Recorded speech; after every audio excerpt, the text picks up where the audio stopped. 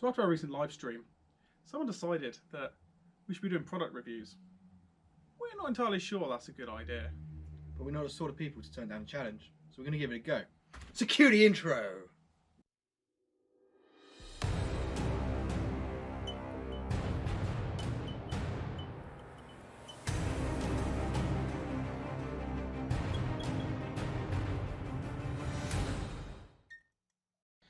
Recently, we've seen the rising popularity of the pistol caliber carbines, with the classic Army Nemesis X9 and the G&G ARP9, which have taken the market by storm due to their small statures, high rate of fire, making them popular with both CQB players as well as snipers using them as a secondary.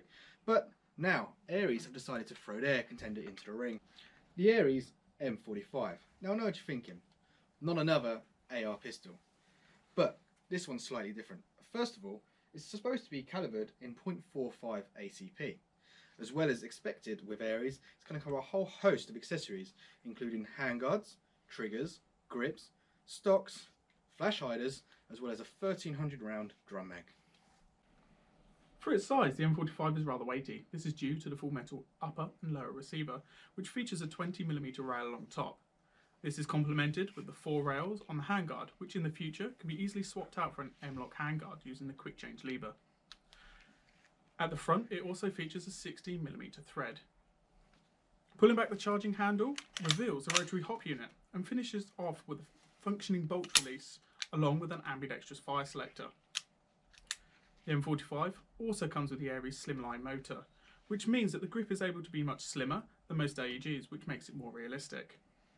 This, coupled with the electronic trigger, means the M45 is incredibly snappy and the trigger response is second to none.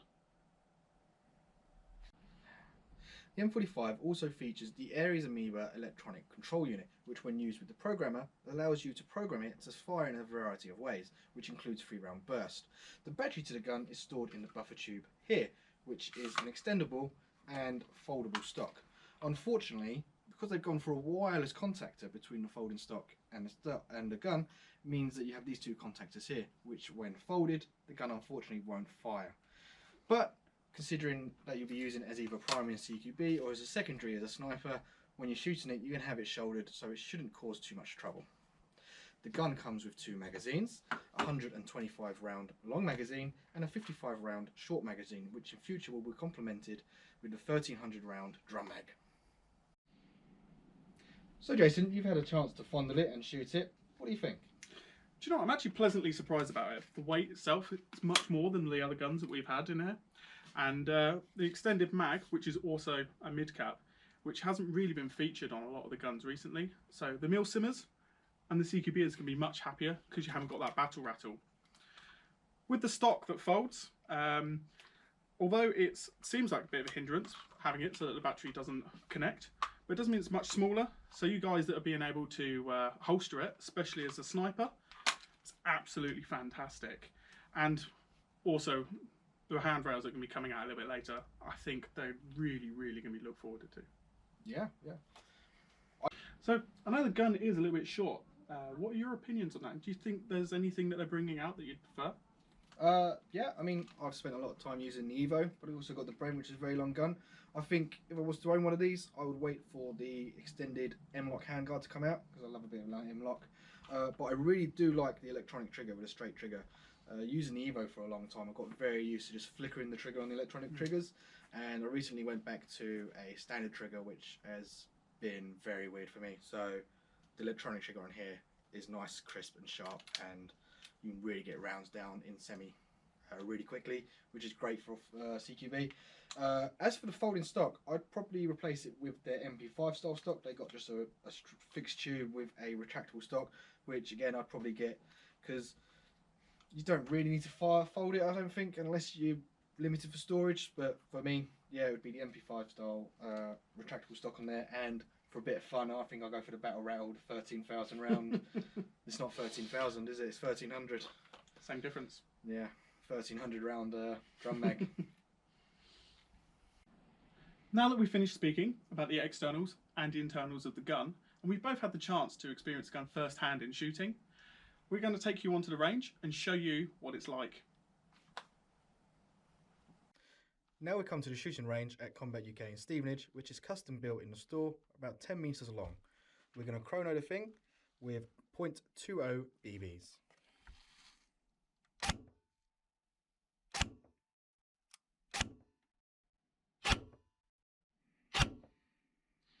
There we go. As you can see, it chronos around the 260 mark, which might be a little bit low, but for a CQB environment, it's no problem at all.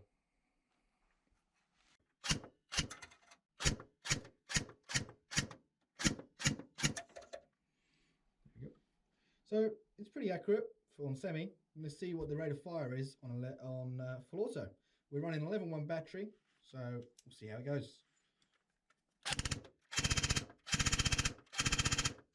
That's very snappy. Okay, now let's test the RPS.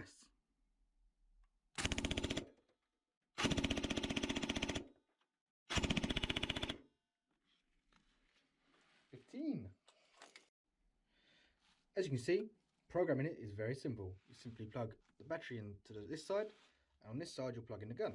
All you have to do is simply turn this lever here.